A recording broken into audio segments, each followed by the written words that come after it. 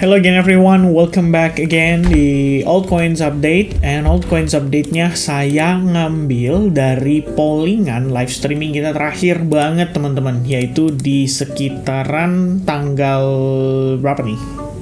13 ya berarti ya. Ya itu terakhir banget sih sebenarnya, kita nggak ada ngomongin altcoins, tapi sebelum yang terakhir banget berarti ya, saya salah ngomong teman-teman. And di live streaming sebelumnya itu hampir 1000 likes tuh. Oke, teman-teman, berarti ya kita bisa live streaming lagi as soon as possible. Belum tahu kapan, apakah nanti pada saat FOMC atau mungkin setelah FOMC, karena kita tahu ya pada saat FOMC-nya sendiri biasanya pergerakannya tuh sangat gocek-menggocek. Jadi nanti bakal jadi concern banget kalau misalkan kita live pada saat momen itu, yang ada nanti malah teman-teman pada FOMO dan kegilaan ya, takutnya gitu kan, takutnya. Tapi mudah-mudahan enggak. Oke. Nah, kita bakal bahas untuk SUI dan juga DOX. Ini dua koin ini cukup banyak ditanya, dan asumsi saya karena memang ngelihat harganya udah pada naik ya, jadi mungkin mulai timbul pertanyaan tuh ya, ini masih bisa naik sampai seberapa. Terus yang pada FOMO tuh biasanya baru mulai pada mau masuk gitu kan. Kalau DOX itu karena dia meme coin yang baru listing di Binance, mungkin hype-nya masih ada, atau mungkin ada yang nge-hold, atau mungkin ada yang bahkan waktu setelah listing dia malah beli. Nah itu yang kita nggak tahu teman-teman sekalian. Tapi ya mudah-mudahan Anda punya punya bayangan lah ya terkait dengan kondisi koin DOX itu, bahwa bisa saja dia listing hanya untuk di dump gitu. Nah itu resiko yang Anda harus perhatikan itu. Oke, sebelum kita ngomongin lebih lanjutnya, ya kita langsung aja kali ya masuk ke SUI-nya terlebih dahulu teman-teman. But before that kita ngomongin soal Bitcoin dominance terlebih dahulu. Ini Bitcoin dominance ya guys. Saya tidak mengubah gambaran ini supaya teman-teman punya bayangan atas apa yang kita analisa itu tidak pasti 100% akan terrealisasi itu sesuai dengan harapan kita. Namun di sini tetap ya, bagaimanapun kita ngelihat naiknya pada Bitcoin dominance itu sifatnya cenderung terbatas, dan mudah-mudahan dia tetap seperti ini aja ya, sehingga walaupun kita ngelihat altcoins yang akan lagging, altcoins yang bakal belakangan, tapi setidaknya dia naiknya itu tidak secara signifikan. Artinya biar gimana pun teman-teman, walaupun dominasi Bitcoin terhadap market cap kripto keseluruhan tetap lebih unggul dibandingkan dengan yang lain, tapi setidaknya tidak secara signifikan, tidak secara tiba-tiba. Jadi masih ada ekspektasi di mana altcoins ini itu masih bisa kebagian money flow ya. Jadi nggak secara sekaligus langsung di dump atau bertransisi atau pindah ke Bitcoin only, tapi altcoins itu perlahan-lahan tetap dapat money flow walaupun nggak sesignifikan ketika Bitcoin dominance lagi dibanting. Dan memang kalau kita berkaca pada sejarah ya, kayak misalkan contoh di 2020 before alt season itu ya ada kenaikan Bitcoin dominance yang sangat-sangat signifikan. Ini pun pernah saya sampaikan di salah satu video live streaming, di salah satu video yang kita pernah bahas juga. Jadi kalau di 2020 dia sempat naik dulu tuh sebelum akhirnya dia dibanting turun ke bawah. Dan mungkin pada saat itu ya kita nggak pernah tahu teman-teman, bisa aja ada analisis seperti ini ya kan. Kita ngeliat wah ini dia turun nih, mudah-mudahan kena reject dan dia turun kembali. Ternyata nggak turun, malah dia naik dan nge-fake out dulu baru kemudian dia dibanting turun. Nah, di sini biasanya orang-orang udah pada keburu frustasi terhadap altcoins mereka. Dan saya cukup yakin di kondisi sekarang pun ini kondisinya lebih kurang mirip-mirip. Jadi kalau misalnya Anda nanti ngelihat Bitcoinnya koreksi tipis, altcoinsnya kemungkinan bakal rontok lebih dalam, tapi di situ bakal jadi momen dimana orang-orang akan berpindah tangan kita bilangnya ya, dari para whales-nya yang mungkin memang mereka suka dengan project-project atau altcoins-nya itu, mereka suka dengan spekulasi di sana, itu baru mulai pada dilepasin sama retailnya. Nah itu umumnya terjadi tuh pada saat di momen-momen seperti itu. Nah itu makanya harus diperhatikan. Nah kalau kita ngelihat saat ini SUI gimana kabarnya? SUI itu relatif cukup baik guys dari weekly perspektifnya. By the way guys, sebelum saya lanjut, sorry ya, tadi ke cut ya. Saya pikir gini, mungkin saya kasih conclusion sedikit biar ada bayangan ya. Pada intinya kalau kita ngeliat Bitcoin dominance saat ini, Bitcoin masih tetap akan menjadi primadonanya teman-teman, dan kita akan terus melihat seperti ini kejadiannya tuh sampai nanti titik Bitcoin telah mencapai ATH baru. Kenapa saya katakan demikian? Karena sekali lagi teman-teman, Bitcoin tuh butuh duit ya. Duit itu akan datang dari manapun tuh, dari mungkin likuiditas yang diakibatkan oleh The Fed melakukan rate cut, mungkin nanti ya 2-3 bulan ke depan kita bilang seperti itu. Kemudian menjelang US election mungkin kita ngelihat market akan terlihat lebih membaik. Kemudian selain daripada itu ya altcoin juga akan ikut menjadi apa ya kalau kita bilang ya, atau berkontribusi terhadap naiknya Bitcoin. Maksudnya gimana? Jadi kalau teman-teman ngecek nih, kayak misalnya contoh ETH terhadap Bitcoin, perbandingannya gimana? Gitu, 0,03, dan ini berarti per satu Ethereum itu value-nya adalah 0,039 Bitcoin. Nah ini ada nih, nggak cuma itu, tapi ada Sol Bitcoin, kemudian kita ngelihat juga ada Avax terhadap Bitcoin, ya, semua pair lah, semua terhadap Bitcoin. Dan ketika ini terjadi, kita tahu artinya apa, kekuatan Bitcoin terhadap altcoins itu akan cenderung lebih dominan, dan itu karena salah satu sebabnya juga adalah altcoins itu cenderung ditinggalkan atau cenderung di-swap kembali ke Bitcoin terlebih dahulu. Nah, at that moment, teman-teman, ini bakal jadi bensinnya untuk Bitcoin create ATH baru. Jadi kalau misalnya nggak ada itu, ya Bitcoin juga susah untuk dia create ATH baru. Yang artinya, Bitcoin dominance pasti akan cenderung naik juga. Oke? Nah, mudah-mudahan beberapa koin, kayak misalnya contoh Sui di sini, kita ngelihat dia keseluruhan ya, dari bawah ke atas kita gunakan Fibonacci. Nah ini pas banget dia ketahan di area OTE-nya atau di kisaran area 0,79% retracement tuh ya, holding di situ, and then dia start rebound. Kalau kita lihat dari perspektif time frame daily-nya, salah satu yang saya suka adalah setelah terakhir kita melihat si Sui ya berhasil mengalami market structure shift, pullback-nya itu bahkan nggak sampai 62%. Dia cuma ketahan deket-deket 50% aja, habis itu dia udah mantul kembali dan menguat kembali. Nah ini artinya apa? Artinya teman-teman, secara tren sementara Sui token itu kecenderungan lebih mendominasi dibandingkan dengan yang lain. Dan kabar berita terbaru adalah Sui token itu ada kerjasama tuh kalau nggak salah dengan USDC atau Circle. Jadi di sini dia dapat tambahan momentum ya, saya rasa ketika dia sudah memang dalam keadaan bullish, terus dapat dorongan lagi dari situ, langsung seketika menguat lebih signifikan lagi. Nah sekarang Sui posisinya itu lagi testing terhadap area resistance yang cukup major pada perspektif time frame daily. Kita belum tahu dia bakal bisa recovery atau bisa bermain di atasnya atau tidak. Tapi kalau misalkan bisa, teman-teman, ini akan otomatis membuka ruang atau ekspansi range up to kisaran area 1,4460 $1,44 lah lebih kurangnya. Dan itu cukup lumayan sekali. Nah, buat teman-teman mengetahui apakah dia mampu atau tidaknya, sebenarnya kita bisa mengacu pada pergerakan di lower time frame-nya. Jadi kalau teman-teman ngecek nih di perspektif time frame hourly ya, kita bisa lihat kan strukturnya di sini terlihat cukup jelas dia dalam keadaan bullish.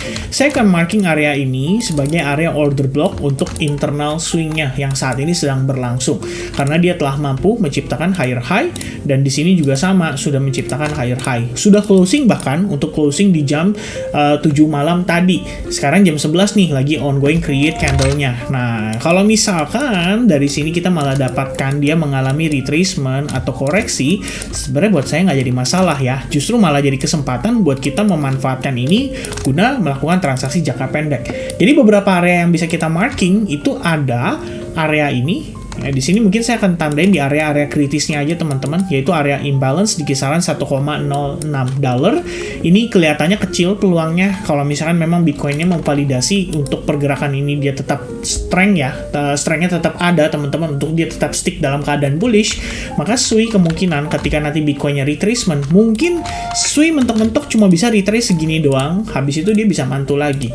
Ya, ini kondisinya sama dengan yang saya tadi tunjukkan di time frame daily, di mana dia punya habit atau kebiasaan ketika retracement berlangsung itu nggak terlalu jauh jarak tekanan jualnya, tapi dia langsung mantul dan menguat lagi dalam kondisi yang relatif lebih cepat atau lebih singkat. Kalau kita lihat di sini, ini dari imbalance yang begitu lebar, dia hanya ngambil bahkan nggak sampai setengahnya teman-teman sekalian. Dia udah mantul kembali dan menguat kembali. Nah itu jadi concern atau jadi pertimbangan.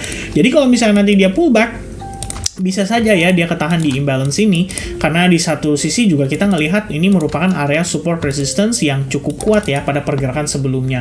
Kalau nggak Sui nggak mungkin dong ketahan kayak gini dan akhirnya mengalami pelemahan tuh. Tapi begitu dia testing ke area OB yang ada di bawah, langsung mantulnya sangat signifikan. Bahkan proses reversalnya nggak terlalu ketara, jadi bisa dibilang proses ini langsung boom, cepet, jebret, naik, langsung create higher high. Ya, bahkan nggak ada setup untuk kita entry ibaratnya ketika di posisi seperti itu. Ya, kecuali teman-teman tipikal yang lebih agresif ya tradingnya, dalam tanda kutip di sini. Oh, oke nih, dekat area imbalance, dekat area order block, dapat konfirmasi berupa Morningstar, langsung kalian setup entry seperti ini dengan profit target di previous high point atau bahkan creating higher high-nya.